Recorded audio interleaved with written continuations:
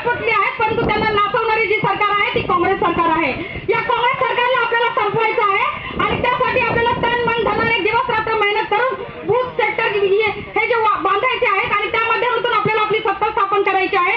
कारण फक्त मोर्चा आंदोलन आणि धरणं बांधून आपण आपली सत्ता स्थापित करू शकणार नाही आहोत। जर खऱ्या अर्थाने बाबासाहेबांच्या स्वप्नातला भारत उभा करायचा असेल, फुलेंच्या स्वप्नातला भारत उभा करायचा असेल, शाहूंच्या स्वप्नातला भारत उभा करायचा असेल, मान्यवर कांचीरामजी साहेबांच्या स्वप्नातला भारत उभा करायचा असेल तर बहन मायावतीला पीएम बनवणं गरजेचं आहे। देश की ये मजबुरी है, बहन मायावती जरुरी है। आपल्याला जर आपलं भवितव्य सुरक्षित ठेवायचं असेल, देशात वाढणाऱ्या बलात्काराचं प्रमाण थांबवायचं असेल, भ्रष्टाचार थांबवायचा असेल तर एकमेव संविधानाच्या माध्यमातून, लोकशाहीच्या माध्यमातून आपला पंतप्रधान तिथे बसला पाहिजे। तर काही जे संघर्ष चाललेला आहे तो थांबल्याशिवाय राहणार नाही। आणि मी एवढंच म्हणेन, आजच्या या दिवशी आपण सगळ्यांनी प्रण करूया।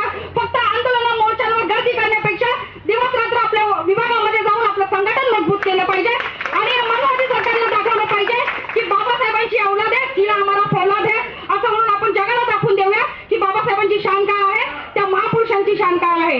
या जर समाजवादी सरकारला असं वाटत असेल की मूर्त्या तोडल्यामुळे आम्ही काहीतरी खूप मोठं काम केलंय, परंतु एक मी म्हणेन, जेव्हा तालिबानमध्ये बुद्धांच्या मूर्त्या तोडल्या गेल्या होत्या तेव्हा तालिबानला असं सांगितलं होतं, तालिबानवाले वेड्या, अरे तालिबानवाले वेड्या हे कधी कळायचं, तुला हे कधी कळायचं, मूर्त्या तोडल्यानं बुद्ध तत्व नाही मरायचं।